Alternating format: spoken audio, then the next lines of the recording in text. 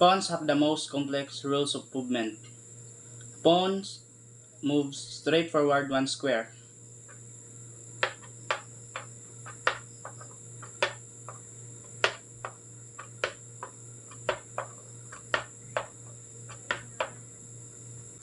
If it has not yet moved, a pawn also has the option of moving two squares straight forward, provided both squares are vacant.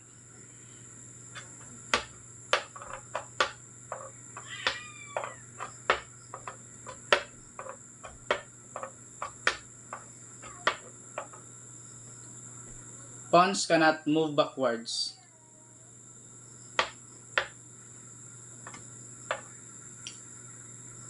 Pawns are the only pieces that capture differently from how they move.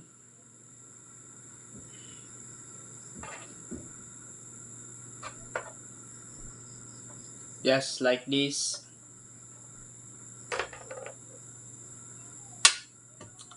A pawn can capture an enemy piece on either of two squares diagonally in front of the pawn but cannot move to those squares if they are vacant. The pawn is not vacant, cannot be moved, just like this. The pawn is also involved in the two special moves in peasant and promotion.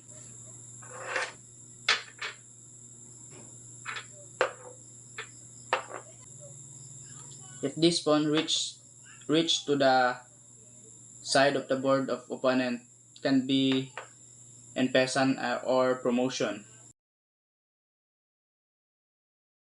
A knight moves to the nearest square not on the same rank, file, or diagonal. This can be thought of as moving two squares horizontally then one square vertically, or moving one square horizontally then two squares vertically in a L pattern. The knight is not blocked by other pieces.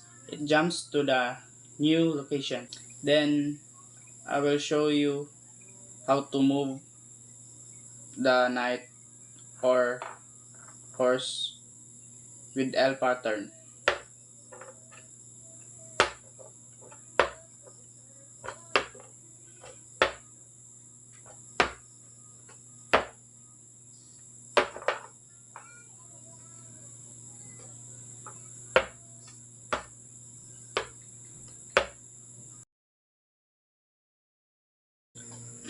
The bishop moves any number of vacant squares diagonally, but cannot leap over other pieces. So this is the bishop. The movement of the bishop is diagonally. If the color is square is yellow, this bishop will go to the yellow squares.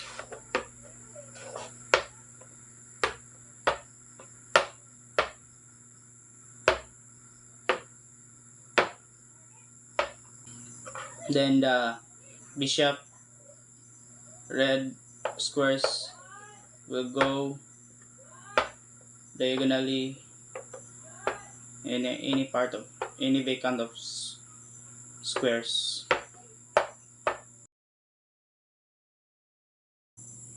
A rook moves any number of vacant squares along a rank or file but cannot leap over other pieces.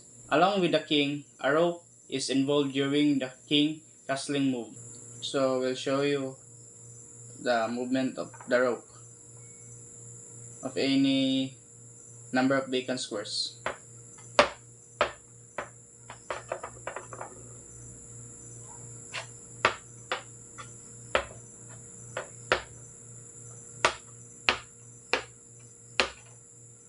For castling move, these two squares should be empty for castling.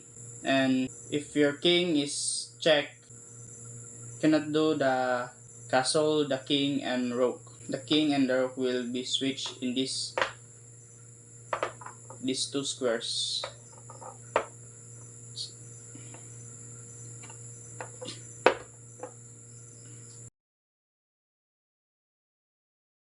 The queen is the most powerful piece.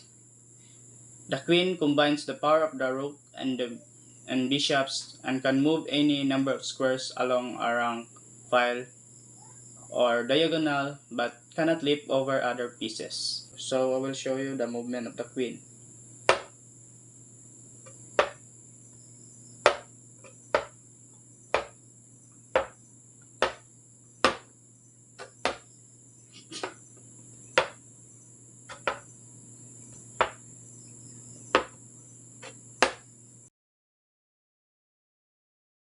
The king moves exactly one square in any direction. Special move with the king known as castling that involves also moving a rook. For castling move, these two squares should be empty for castling. If your king is checked, cannot do the castle, the king, and rook. The movement of the castle, of the king, and the rook. The king and the rook will be switched in these two squares.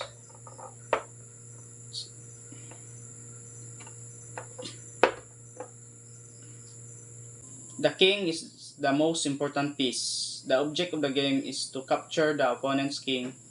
The king can move one square in any direction. The king may never move into check. So I will show you the movement of the king.